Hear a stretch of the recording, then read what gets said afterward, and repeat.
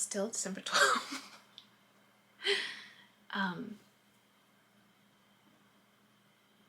So I called my sister to check in on her because she had put that post about Chente passing away, and my sister is very sensitive and emotional and loving, you know, very nurturing and attentive, and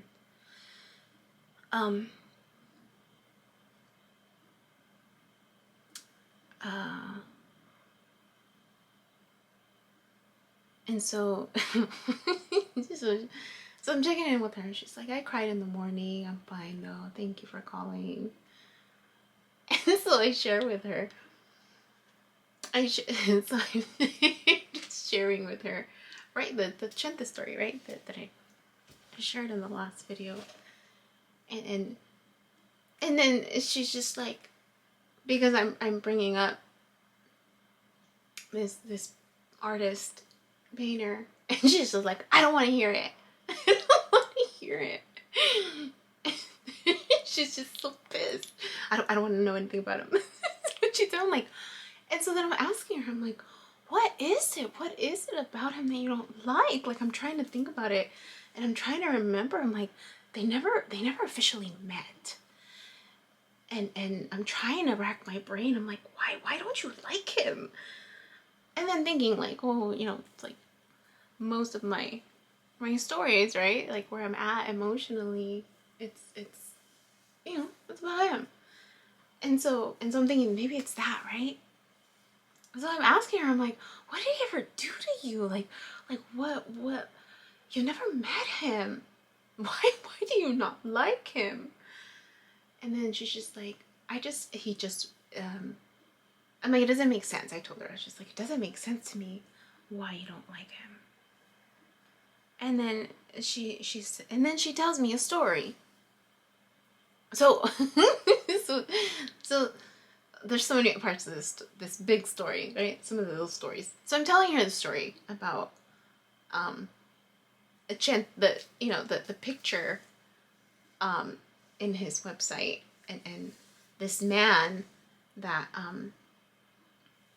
I think he's only shown in one of the pictures. Like I don't see him in any of the other pictures. And then that's the picture that I show my mom to see if she recognizes or knows of anybody. And she points to that same man that I was focused on. And she says that he reminds her of Vicente Fernandez, but just a light-skinned version of Vicente Fernandez. And then I get the flashbacks of when I was little, and I would cry in front of the TV when Vicente Fernandez would show up. And I would cry to my mom, or just cry. I don't think I would go to my mom. I remember just sitting there in front of the TV screen crying. And then my mom was like, ¿Qué te pasa? And then like, what's wrong? And then I'm like, that's my dad. My dad's on TV. She's like, ese no es tu padre. That's not your dad. Para de decir eso. That's not your dad. And so I'm telling my sister this story, right? Because it's, so I'm telling her, because it's all about Chente, right? We're processing Chente, and so I'm telling her the story. But then when she realizes that it has to do with this painter, that's when she's just like, I don't want to know anything. And then she's just like,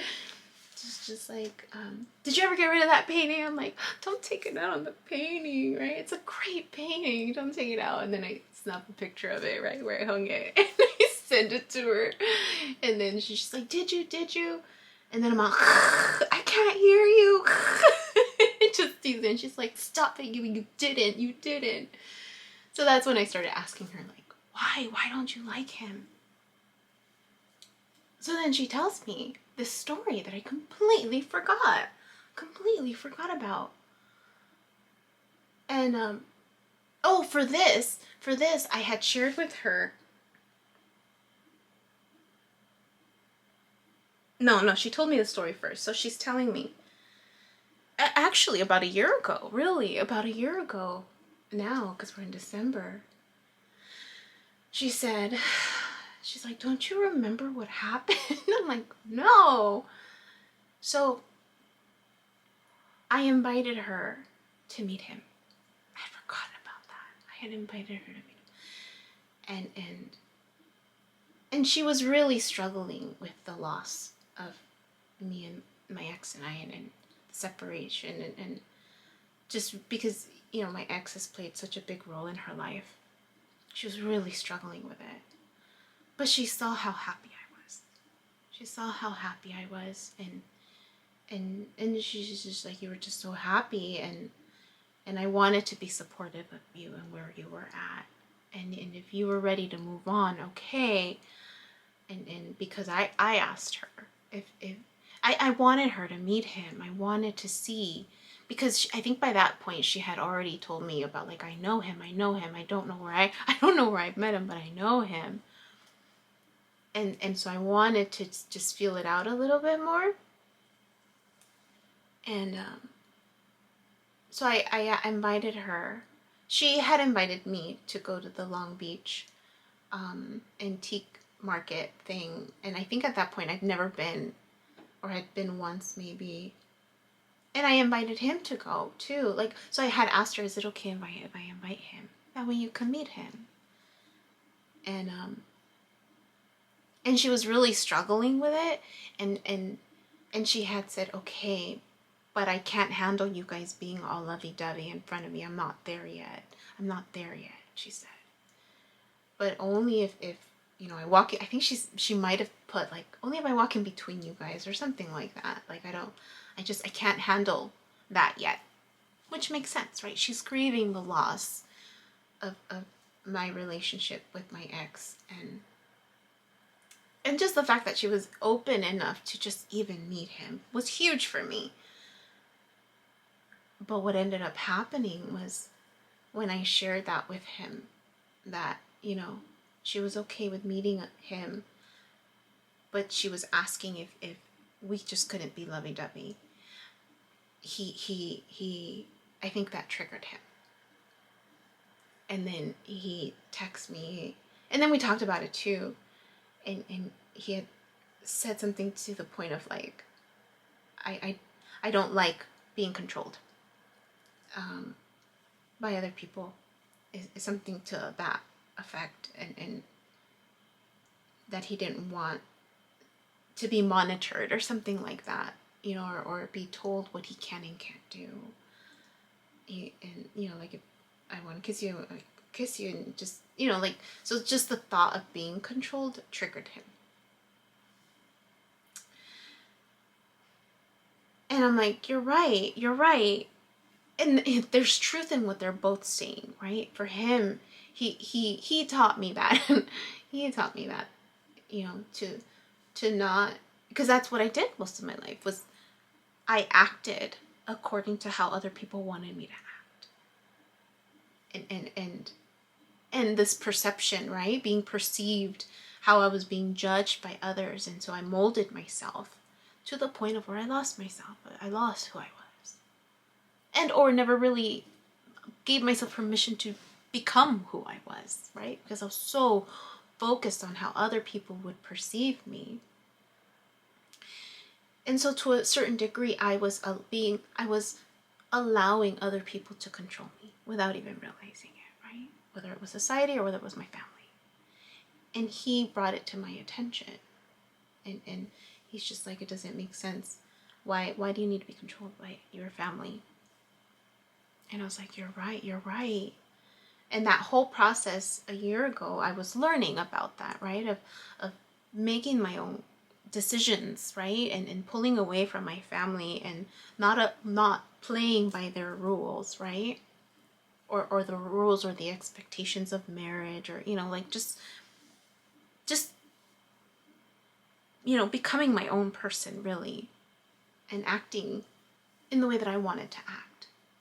And I remember thanking him, because he had a point, right? He had a point that I needed to work on that for myself.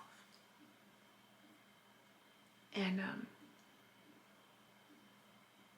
but my sister was also right too. Like, you know, she was still grieving. She was still in it emotionally, and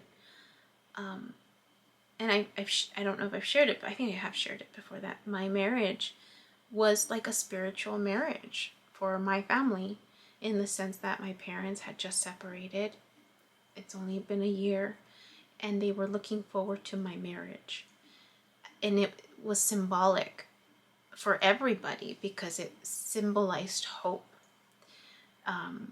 in that moment in time. And I mentioned before, like, like even for my parents, it was very important. Because even when I told them about the breakup, they both freaked out. And I could see the child in them come out, and this fear of like, what's gonna happen, and me having to be the parent emotionally. I'm like, it's okay, don't worry, everything's gonna be fine, like everything's gonna be fine. And so our union was huge in my family.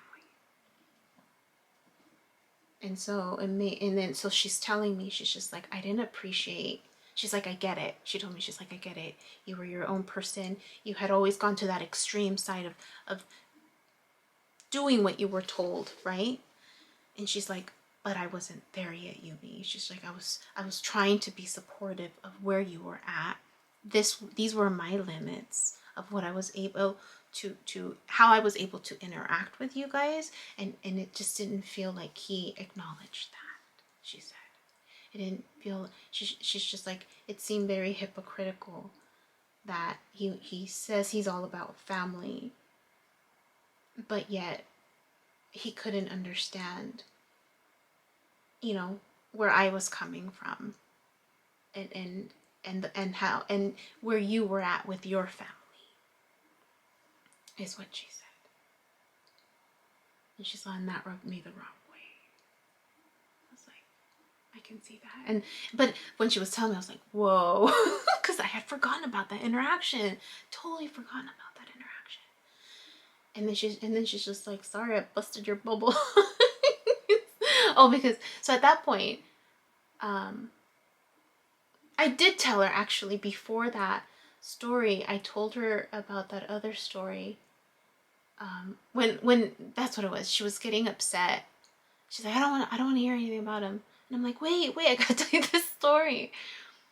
And then I told her the other story about, so when she was upset, that I said that, like, that's interesting that you're upset, because in my dream you were upset. And I told her the story, the dream where I'm Allie, and she's there with my mom, who's Allie's mom, but it's my mom.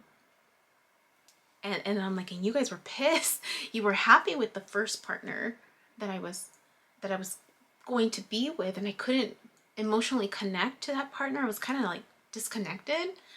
But the moment that Allie and I knew that Noah was coming for me, and these messages were being sent, I don't know how they were being sent, but in my dream, like, there was just this knowing, Allie, that Noah's coming for me, Noah's coming for me. And then me speaking into thin air, because he's not there, don't you dare break my heart, don't you dare break my heart.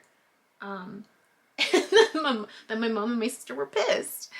And so I was telling her that, I'm like, and then I referenced the painter, and then I'm like, I don't know if that was him, right? I don't know if that's him coming, him as Noah. But if I'm being honest, that's what was triggered in me when I first had that dream. But in reality, I don't know, because I didn't see Noah's face. Like, I didn't see him. It's more of this intuitive knowing. But it could be anybody, right? So I'm telling her this, and then that's when she told me about that story, that interaction that I completely forgot about. And that's when she's just like, sorry, I bursted your bubble. And I'm like, no, you didn't. I said, no, thank you for that, because I completely forgot about that. Now I know why you're upset, right? Now I know why you're upset in my dream. And I'm sitting with it. I'm sitting with this story that I completely forgot. And then realizing, wow, like this element of being controlled,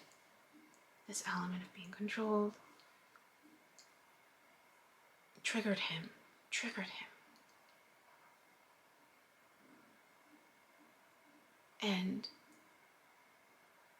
And then I was reminded of that other dream that I had where I just wanted him to love me, but it felt like I never did anything right, and he would check and recheck and check and recheck what I was doing. This element of control.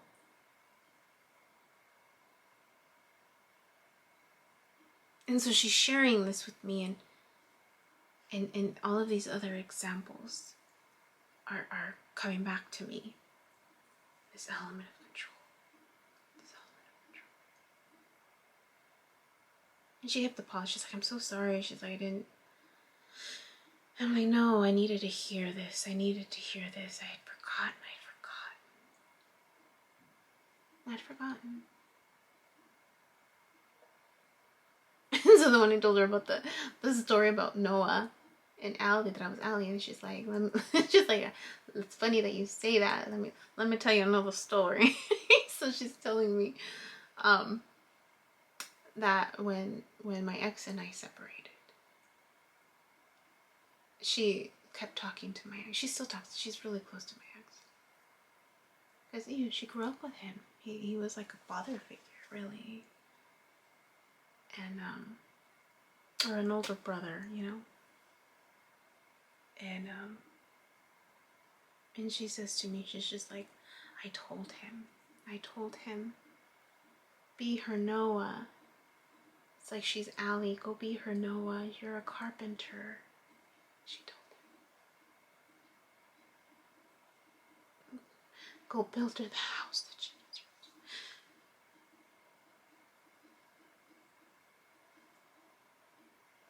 And she would send him the little, what is it, GIF thing or meme thing of Noah and the house.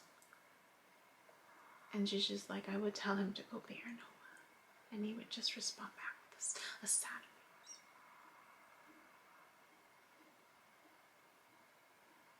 She's like, that's funny that you say that. It's funny.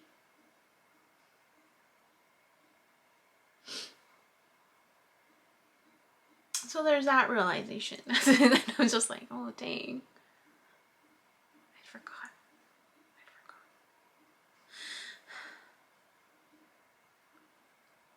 about that story, that interaction.